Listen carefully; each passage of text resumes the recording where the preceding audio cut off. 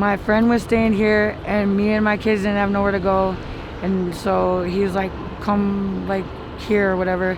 We didn't have nothing when we got here, but when we got here, like the whole community took care of us. Like they gave us clothes, they gave us everything that we needed, they gave us a tent, and they got us together. When I got put on welfare for the first time, I was only getting $700 a month.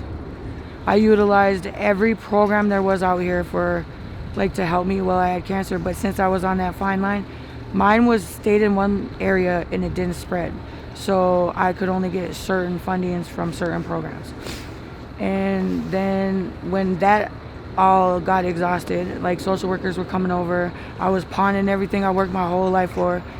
And then I asked them like, what do I do? You know what I mean? Like I'm late on rent, like all this other stuff. And they said, well, you just gotta wait to be evicted. I said, damn, I worked my whole life just to sit here and wait to be evicted. It was crazy, like having everything, and then like I remember my kids used to lay on the floor and watch cockroaches crawl by type shit. Or I had to be at the food shelf and I almost felt like I was being treated because I had to beg for some outdated food that made my kids sick. I mean, it was cool that people were donating it, but that shit was outdated, and I was feeding my kids that my kids were getting like, and all I wanted to do was just go back to work and make everything better. I wanted my kids to have everything.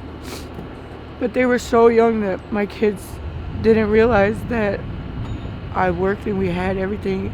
Like all they remember is the bad things now. Like I'm the image of pain now to my kids because they were so young, they really don't know like what it was. It's crazy because like the list that the county and the people give you, I've called every number on that list.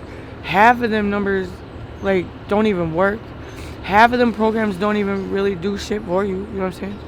So you're sitting there like calling places and just getting false hopes and not really getting anywhere.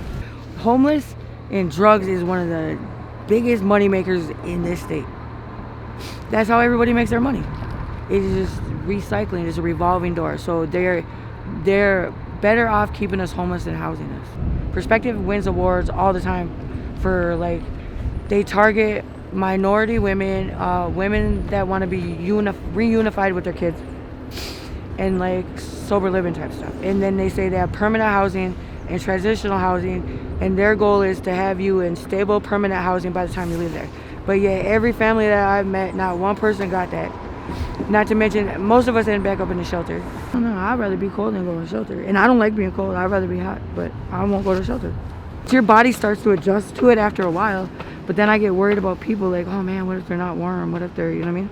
But we always welcome whoever in just to keep warm if we got it warm.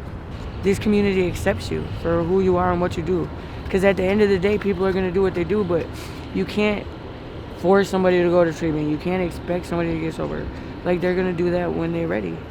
But you don't enable people, but you still have to love people. You still have to care about people. You just gotta know the story. Everybody has a story. Everybody does things for a reason. Nobody knows anybody's story anymore. And how are you gonna know anything if you don't know their story?